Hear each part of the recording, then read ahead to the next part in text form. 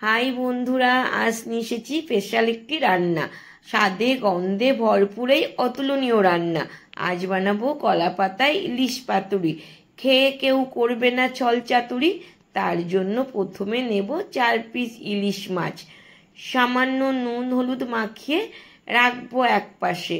নেব একটা মশলা রেডি করে।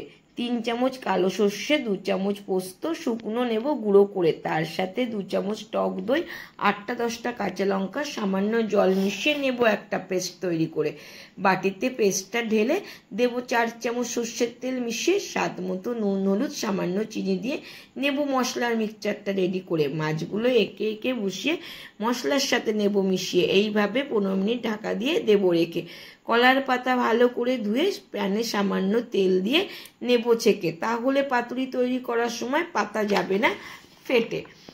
একটি পাতা নিয়ে 1 পিস মাছ দিয়ে উপরে একটি কাঁচা লঙ্কা বসিয়ে নেব মুড়ো।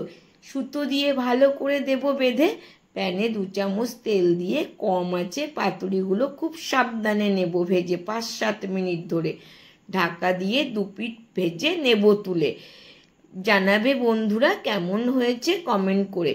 গরম ভাতের সাথে ইলিশ পাতুরি মেখে ঝাক্কাস করে মুখে দেব পুড়ে। আহা আহা কি স্বাদ।